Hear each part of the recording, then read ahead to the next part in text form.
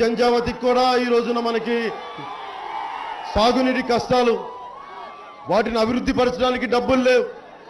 269 కోట్ల డబ్బులు లేవు ప్రభుత్వాల దగ్గర. కానీ 350 కోట్లు ఒక ముఖ్యమంత్రి గారి కంపెనీ హెరిటేజ్ ఎక్స్ ఎంప్లాయ్కి 500 కోట్లు ఇవ్వడానికి మటుకు డబ్బులు ఉన్నాయి. కానీ మన జంజావతికి, మన తోటపల్లికి డబ్బులు లేవు.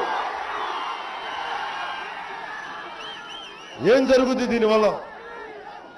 ఇంతమంది ప్రజలు అభివృద్ధి ఉన్నప్పుడు, ఇంతమంది ప్రజలు వృద్ధి చెందుతున్నప్పుడు ప్రభుత్వాల బాధ్యత, పాలకుల బాధ్యత ఉద్యోగాలు కల్పించడం, పరిశ్రమలు తీసుకురావడం, వ్యవసాయాన్ని అభివృద్ధి చేయడం, రైతులకి గిట్టుబాటు ధర ఇవ్వడం, ప్రభుత్వాల్లో పనిచేసే వారికి అండగా నిలబడటం, ఇవన్నీ జరగాలి.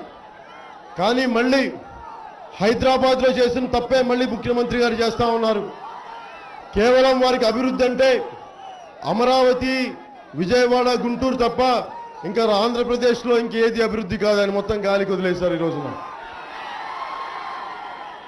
దీనివల్ల ఏం జరుగుద్ది అంటే మళ్ళీ తెలంగాణ ఉద్యమం లాగా కళింగాంధ్ర ఉద్యమానికి దారితీసే పరిస్థితులు ఉన్నాయి, ఈ అభివృద్ధిని కానీ పట్టించుకోకపోతే. ఎందుకంటే మేధావుల్లో, ముఖ్యంగా కళింగ మేధావుల్లో మా ఉత్తరాంధ్రని నిర్లక్ష్యం చేశారు అని డేటాతో సహా ఉన్నప్పుడు ముఖ్యమంత్రి గారు కానీ మిగతా ప్రతిపక్ష నాయకులు కానీ పట్టించుకున్నప్పుడు తిరిగి విభజన సమస్యలే వస్తాయి.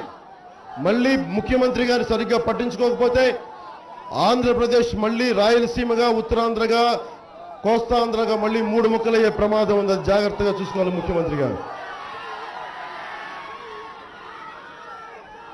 ముఖ్యమంత్రి గారికి ఆరోగ్య శాఖ మంత్రి లేరు.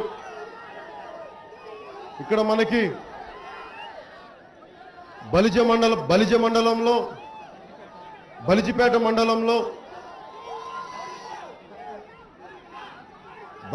మండలంలో అంటే బుద్ధానం సమస్య లాంటిది మనకి విజయనగరంలో ఎలా ఉంది అంటే ముఖ్యమంత్రి గారే ఉంటాను 21వ శతాబ్దాన్ని తీసుకెళ్తాను, సింగపూర్ తరహా అభివృద్ధి చేస్తాను అని ఈ రోజున మనకి విజయనగరం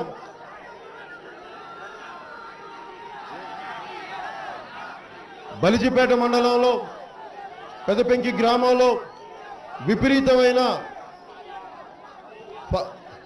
బోధకాలు జబ్బు ఉంది. దోమలు, భయంకరమైన దోమలు, కొన్ని వందల కుటుంబాలకి నయం చేసుకోలేని పరిస్థితుల్లో ఈ రోజున అక్కడ ఒక మహమ్మారిలా జబ్బు ఉంది. దానికి ఆ బలిజిపేట మండలంలో ఫైలేరియా